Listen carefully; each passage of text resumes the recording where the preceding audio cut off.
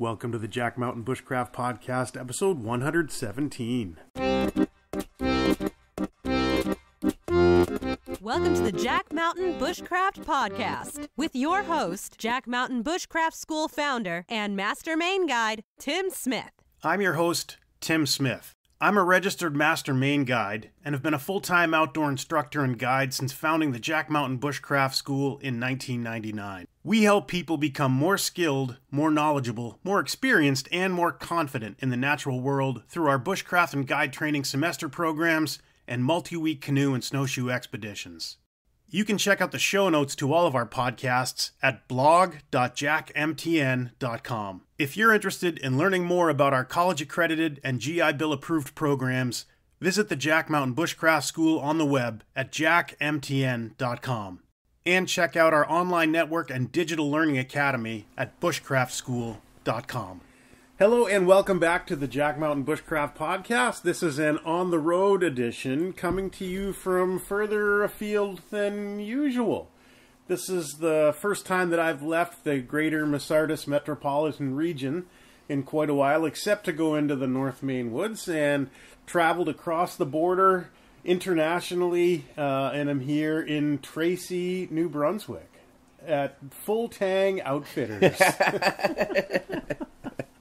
With my old friend Blake Towsley, and we're sitting here having morning coffee and scheming and just watching shitty YouTube videos. Yeah, being entertained by the glorious thing that is the internet. Just chilling out, having a good laugh. But you know, some of the things. This is the 1 week that I have between the Wilderness Canoe Expedition semester. And then I had scheduled a week, and then the Wilderness Bushcraft semester, the first one starts tomorrow, so really don't have a ton of time to kind of get out and visit with friends and just kind of do non-work stuff, and I'm fully taking advantage of that today. I did try to talk you into a road trip up to Labrador. You did, and I probably would have jumped at it, but I just have, I can't get away for too long. And I had a couple things to do this week, so I couldn't, this week was like your only week, and I have pretty much every week but this week, so... Yeah, so we'll have to get that done. But still scheming about a big winter trip up that way. Maybe not as far as Labrador, but off the Labrador Highway. Yeah, definitely. We spent a lot of time last year talking about a winter trip up in the Manicouagan area, and still want to do it. Yeah, I would definitely want to see that area. Yeah. Go up into the environment, the ecology looks very pristine, and... I would rather not be there during bug season, so winter seems like a better option. I can't imagine that the bugs there must be pretty fierce.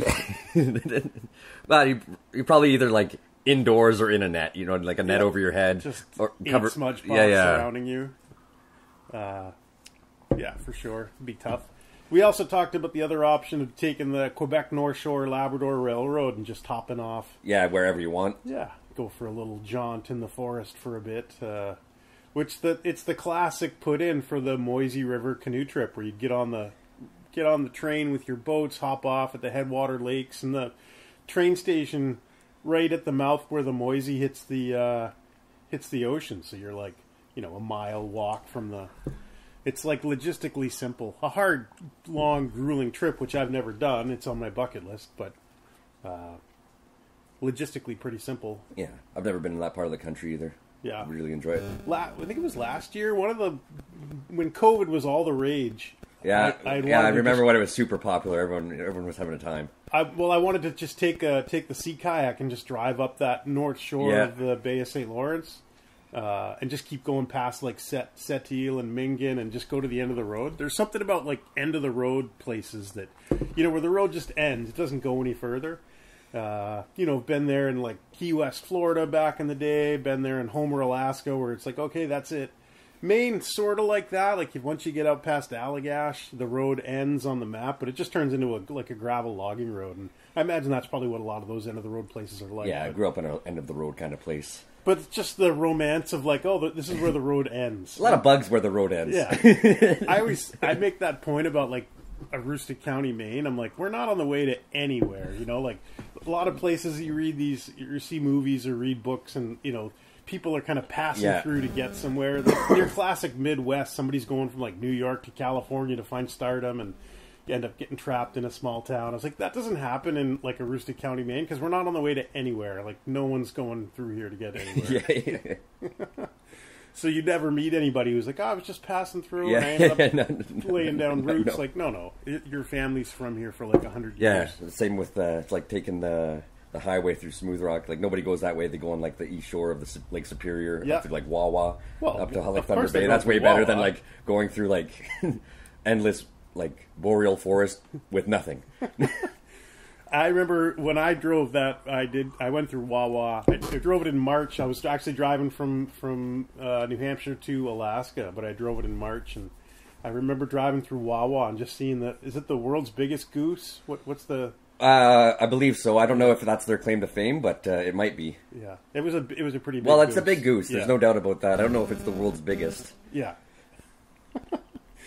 But yeah, so scheming about winter trips here and just... so we did our winter programs last year. Blake and I worked together. We did the Boreal Snowshoe Expedition in Maine, which is always fun, always interesting. And we actually just had a guy on the canoe expedition who was on that trip, and we were talking about it. You know, you're sitting around like in your shirt sleeves, and it's like, you know, relatively warm out, and we were reminded, oh, do you remember the night that it was 61 below zero? We're like, oh my God, yeah. And other people on the course are just sort of like, I don't know, horrified is the right word, but they're like, you know, how do you exist at those temperatures? Everything just breaks. It was cold. Like, that's just like cuddle up next to the wood stove because everything just breaks. Go outside just long enough to cut firewood to keep the stove roaring. But yeah, it was quite the... There's always like that like half dead balsam that like doesn't give off very much heat. Yeah, you just gotta like full of moisture. Yeah, you just gotta stuff the stove with it. Constant twigs. There's always somebody who, and it's happened. I think every winter trip I've ever been on, somebody brings back a waterlogged piece of frozen birch and is like, "I got this great piece of firewood," and you're like, "It's really heavy." Yeah, it like won't even burn. It just sits in the stove and just kind of steams. Yeah, you can hear the steam hissing out of it. Yeah. Not to say that like a piece of greenwood at night or something's not. Is bad or nothing, but when it's wicked cold and you're just trying to stay warm, you're just trying to keep the fire going for like between like the few hours of sleep that you can get when it's really that cold. Maybe cut something like a little damp to keep the embers going, so in case it doesn't burn out so easily. So ironically, I've got like a pretty good like a -20 Fahrenheit bag that I bring out. What is that in? That's Freedom, right? Yeah. What's that in Canadian? I don't know. Like me neither. 64. I'm unable to. I have no idea. Yeah. It's like if you go to like the big outfitter. As a main guide, I usually get that stuff from LL Bean because we get this crazy good guide discount. So just a good cold weather down bag. But the -20, unless you're going somewhere like super specific, it's usually the coldest one they got. Like I think some of the like if you're going to go up Everest or whatever, you can get. A guy had a 60 below bag once, and yeah, it's like just crazy amount of insulation. Yeah, mine's a -35 Canadian. And then if you put like the liner in, it goes down to like -45, something along those lines. I had it for about 13 years. Yeah, and they usually get less warm the longer you have it because the stuff breaks down. My point in bringing this up was that I was plenty warm last winter when we were sleeping, right? I didn't get cold. This past month, I've got this summer weight bag that I brought with me on the canoe expedition, and it just didn't warm up the whole month of May, right? So I would just lay like, you know, I think the bag's rated to like 30 or 35 Fahrenheit, but when it was new and probably not so much. That's around 0 Celsius, right? Yeah, pretty much. But it was just, you know, a lot of the nights we had on the canoe expedition were below freezing. So I was freezing cold on this canoe expedition at night compared to when it was like bitter cold all winter. And it's just having the right sleep system gear. Yeah, it was the coldest spring since I've been on the East Coast. Yeah, just cold and wind for a whole month. And you know what? No really rain though. Not a lot of rain. No rain. The water level dropped pretty dramatically, pretty fast. But when there's those huge winds, it's really fun to go paddle a canoe into them. Oh yeah, that's the funnest way. Yeah, that was great. Everyone loves it's one of the bigger, more enjoyable ways to paddle is into a strong headwind. Empty boat too. One guy in the back, empty front. No weight in the boat. Yeah, it's just if you want to have fun, I say you set yourself up in that situation. Yeah. Bigger the boat, the better. Even better, big shallow lake. Oh, yeah. Real shallow. Real shallow. The shallower, the better. Oh, man. So, yeah, just kind of scheming about winter trips. And we also, I think we talked about this before we hit the old record button, but just we share a common love of something that I think is finally getting traction out there in the world. And that's wild pooping. Just being able to go out into the forest, and it's not just for like big tech company CEOs anymore that are. Yeah, the common man can finally outdoor poop. Right. Yeah, that we can just you take your little toilet kit and head out into the backwoods and poop like Mother Nature intended. I was having a bunch of health issues, and that until I found outdoor pooping, and now my anxiety of holding it in, no longer. I just spend my whole time in the bush pooping. Yeah, it's great.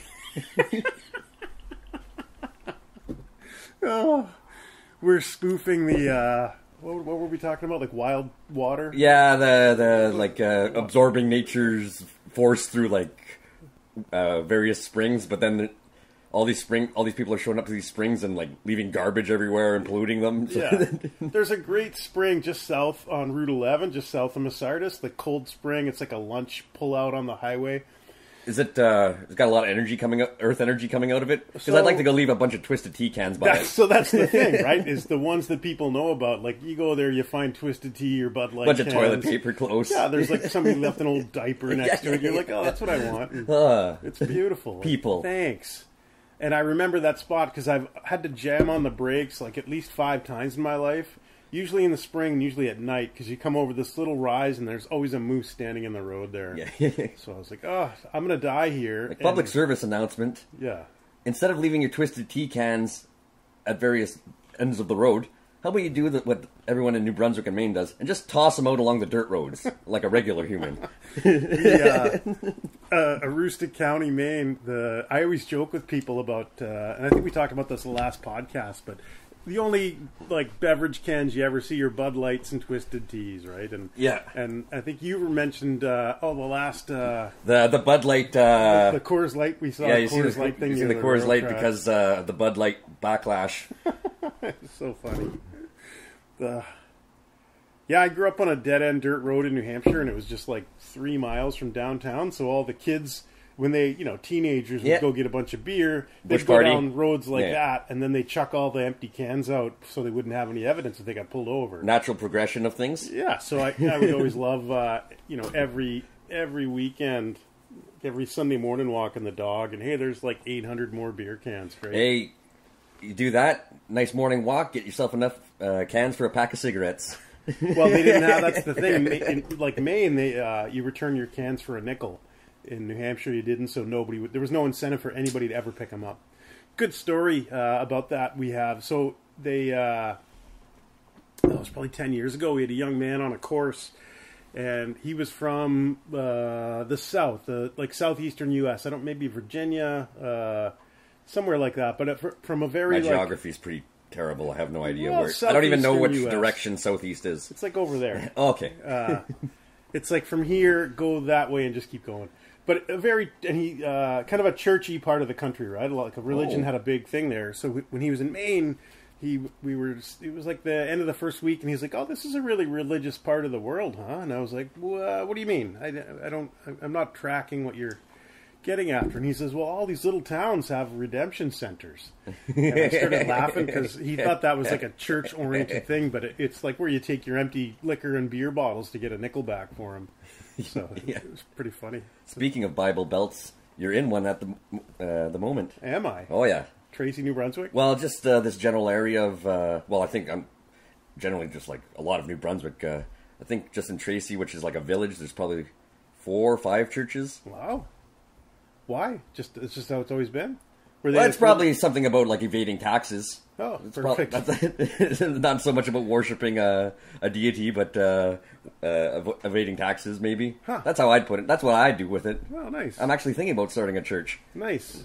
Well, if you need any sign-ups, let me know. Yeah. Well, first step, church, eventual progress to being cult leader. Huh. That's my 5-year plan. And then step 5, profit? Yes. Well, step 3, profit. I was watching I'm going to milk people for money like a dairy farmer. I started watching this documentary about this guy. I guess he had like a kind of a church cult thing near Waco, Texas back in the day. I'm only on episode 1. I don't know how it ends, but I'm going to pattern my life after this. I think so. Guy. It's a good idea. I got the same haircut as that guy.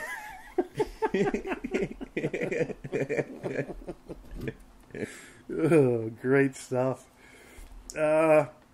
So one of the things that we're doing down here, Blake, as the CEO and founder of Tang Outfitters, is currently making a custom pack. This is going to be a little bit of a sort of a history lesson about custom gear, and probably finish with a bit of a rant on it.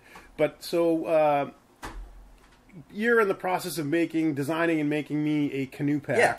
And kind of the specific thing that I'm going for is we use a lot of the blue canoe barrels when we're out paddling, right? And I use it like for running around the field school, any of those things. Once you put your gear, like your camera or something, once it's in the blue barrel, like it's good to go. It doesn't matter if it rains, like it doesn't matter, like it's fine. It's safe there. Dogs get a little... Yeah. Getting all worked up. If you hear stuff in the background, it's a dog. But once the gear's in the blue barrel, it's safe. So I was looking for like a kind of a day pack thing that'll just perfectly hold one of those 30-liter blue barrels. So I figure if I'm running around with my camera gear, whatever, like stuff for a class, then it's just a good thing to have. So you're kind of in the process of designing and building that for me. Yeah, so kind of excited to... Yeah, we'll have to see where it goes, but depends on the materials you want for it, but you also want to be able to just... It'd be an actual usable sack without the barrel in it, so... But just like super basic. Nothing special with it. No bells and whistles, really. Maybe a bit of gold added to it to add some value, but other than that, just basically like a canvas sack that holds a barrel. I'm fine without the whistles, but I think the bells... Yeah. Basically what I want to be able to tell people is that I'll be there with bells on and be like factually correct. Because they won't be expecting it. And then when I can just jump up and down and the little bells will ring. Yeah, and it scares bears away. Yeah. It's multi-purpose. Every tool I have must have like 15 purposes. The bear bells. Yeah. They had, when I lived in Alaska in the 90s, there was a big research thing that I read about in the Anchorage newspaper all about bear bells, right? And that they had, they do most of these bear studies at Katmai National Park. And the thing was that the researchers were trying to determine if the bear bells were effective or if they weren't. So they basically would track the behavior of these bears and introduce the bells and see if the bears reacted to the bells. And they didn't. But, so the bears hadn't been around the bells enough for the bells to do what they were supposed to do. But when one of the researchers broke a pencil in the field, the bears all scattered. So that was super interesting to me because you can sort of tell, one of the things in the woods at night, everybody, if they hear any leaves rustling, they always think it's a bear. And the thing with bears in the woods at night is that 80% of those bears have guns because of the Second Amendment. I'm not sure what it's like here.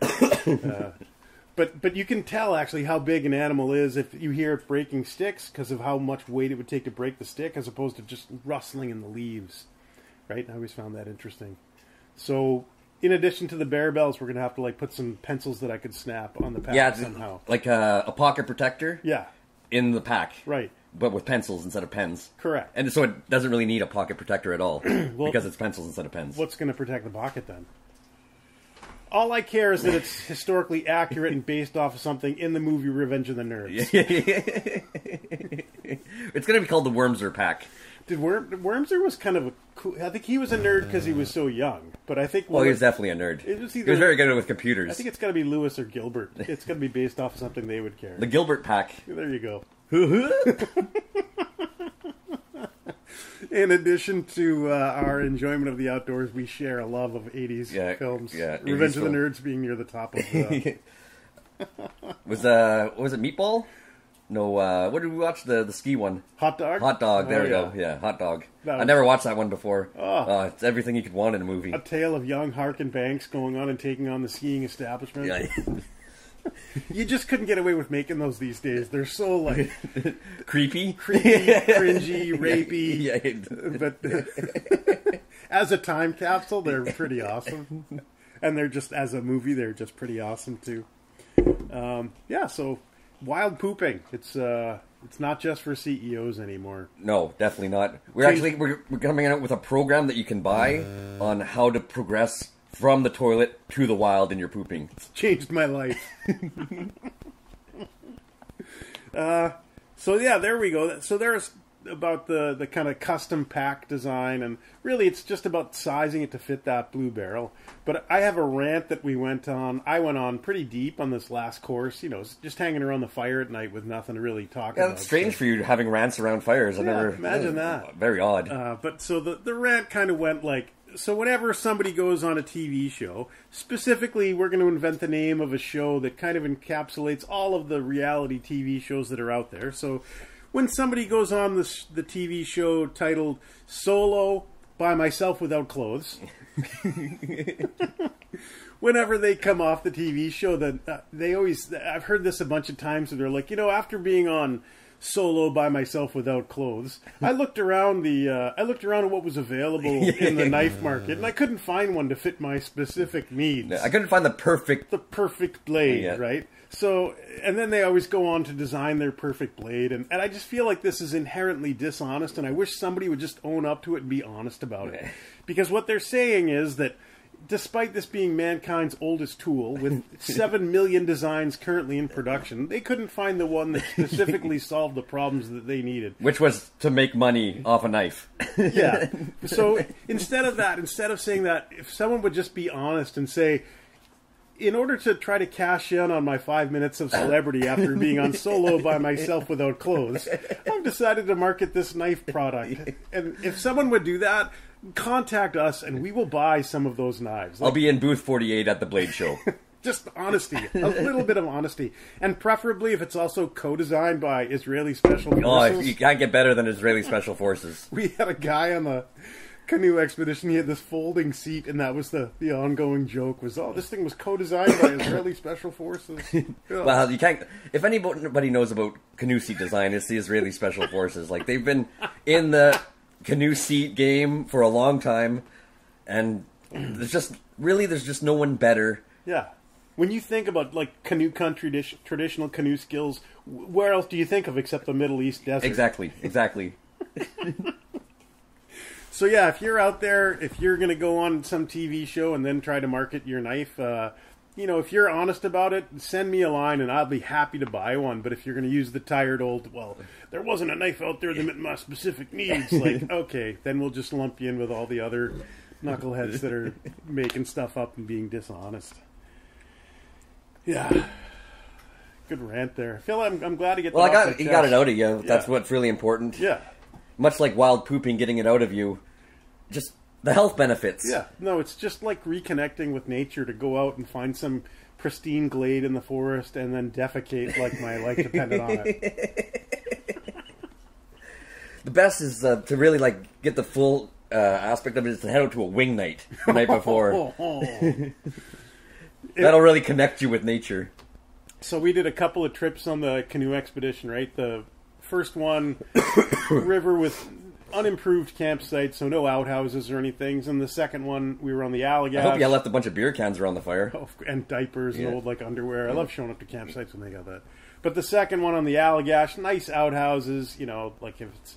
So, of course, I had, stomach thing one night on the trip, and of course it was... That's the funnest part about being in the bush is stomach things. It was a rainy night, and there were no outhouses, so just having to get up and, go out, 3 times in the night in the rain, you're like, oh, this could never happen, and there's, a beautiful outhouse or some other way, or, had I known, I would have set up, a tarp or something to keep you dry, but... Just cold and rainy, and those are the nights where you're not wanting the stomach issues. Those are the nights where you lay there and you think about wild pooping, and you're like, maybe it's not all just glory. And yeah, I had a much similar situation happen in March. We were out on camping on Lake Abitibi with me and my buddies on our yearly guys getaway fishing trip, and I was persuaded to indulge in some beverages. And we're in the middle of the lake. We're actually camped on the middle of the lake. They got an ice hut. I got a canvas tent. And I'm actually quite allergic to a lot of, I have food allergies, food sensitivity, let's say, to a wide variety of alcohols.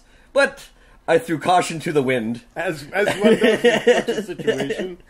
And So after stumbling into my tent and starting my fire, which is definitely a safe way to go about camping with a wood stove, I was awakened with a needing to purge myself and the inability to get very far. So out on the ice, probably 2 in the morning, the temperature had dropped. It was probably, with the wind, maybe minus 30. And I just recently listened to True North. So I was probably on the trip up there. It was my first time, or I'm not sure, around the same time anyway. And so there I was, kind of like laying on the ice in the middle of the night with no sky because of the clouds, or no light because of the cloud. Pretty strong wind and snow blowing in. Feeling pretty helpless and thinking to myself, boy, it would really be easy to die out here if I... But we got away from that, but it's a good humbling experience. Oh, well, like last winter when it was so cold and we were on the trail, like those were just nights where you're like, oh God, let me make it to morning, let me make it to daylight at least, right? Because then it's like, it dramatically, I mean, it's still really cold, but it's dramatically warmer in a tent in a sleeping bag, as opposed to with your pants around your ankles, passed out or laying down in the snow, like with various. This is when outdoor pooping is not at its most beneficial. It's most pleasurable. Most pleasurable. Yeah. It doesn't have its most benefits. Yeah, I think though.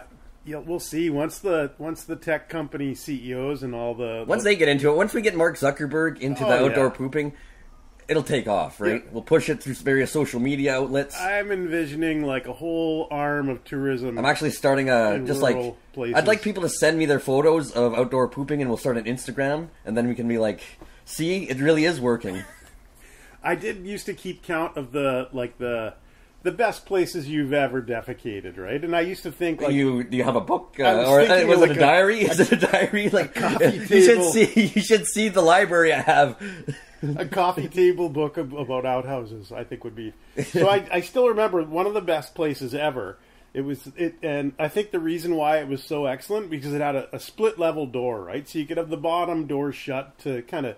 But you could still see out. But yeah, you could still see out, and if which was nice. So this great story here, 1995, Tim's in Alaska. We're doing a 30-day primitive camp in the Kenai National Wildlife Refuge, and one of the guys met some woman. I don't know where they met her, farmer's market, I don't know. But she invited us down to her family's land in Homer, which was like 2 hours south of where we were by the road. So we go down there, and this lady's talking about how her, they've got this beautiful piece of land, like right on the edge of the bluff, overlooking Kachemak Bay. You look in the distance, there's like mountains, and I remember sitting there in the outhouse, split level door. I look out, there's like a bald eagle fighting a bear for a salmon, and a moose ran by or something, and it was just, sort of your typical. You're like, I can't believe that I'm actually getting to poop in somewhere this amazing. And I remember the lady was like, oh, and my niece is in Hollywood, and she's going to be a big star. And I was like, oh, I bet your niece is probably the only person down there with that dream and goal. But the next year, it was the singer Jewel. It was her aunt. Oh, really? And then the next year, she like hit it big with her first hit song. And I think that family has like a big reality TV show. Or has, like, the Kilcher family. We met Ewell. Yeah, I'm a pretty big fan of all reality TV shows. I can't get enough. I brought it up because the old guy, Ewell, super guy, they said he would still, like, walk to town, like, I think it was 8 miles every Saturday night and get drunk and dance till 3 in the morning. I was like, yeah, good for this guy. Well, that's how you keep young. Yeah. It was good times, though. Good stuff. But what an outhouse. Like, what a view. I had a similar instance when I lived out west. We used to hunt in this area called the Porcupine Hills near Claire's home. Beautiful area. But there was this abandoned teepee trailer. It was filled with garbage at the start, but we cleaned it out and slept in it, no problem. But like teepee trailer, meaning like a trailer that would haul teepees around? Like what is a teepee no, trailer? I think it's just a brand name. Oh, okay. I'd never seen one before, but someone put a bunch of air holes with a shotgun into it, so it would breathe. Yeah.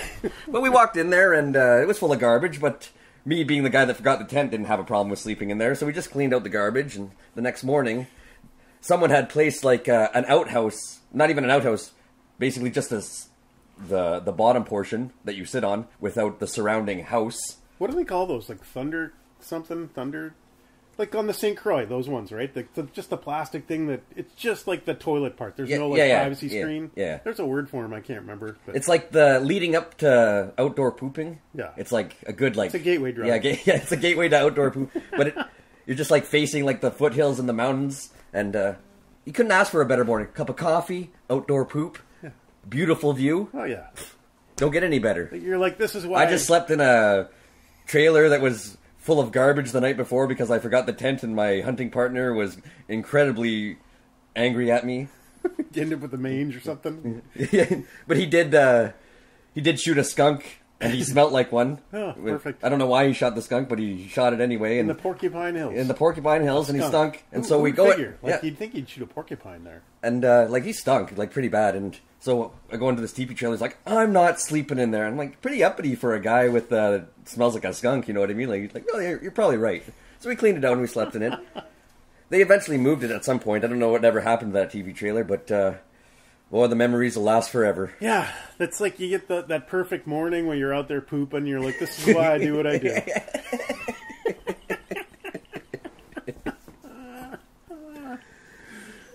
Oh boy. Well, I think we've squandered about a half hour. Yeah, that's probably pretty good. And the dog looks a little upset. Wants to go outside. You can hear the dog in the background. But, well, thanks for spending this morning with us. Well, you're spending the morning with me, actually, but... thoroughly wasting your time listening to this nonsensical... Oh, I thought you were thanking me. No. You're thinking the guest. Thank you for spending this morning with me. But we better get going because the dog's about to chew his way through the crate. So thanks for listening. We'll catch you later.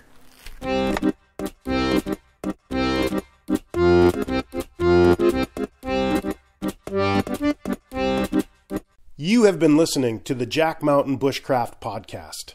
For more information on our professional wilderness guide training programs that are college accredited and GI Bill approved, visit us on the web at jackmtn.com.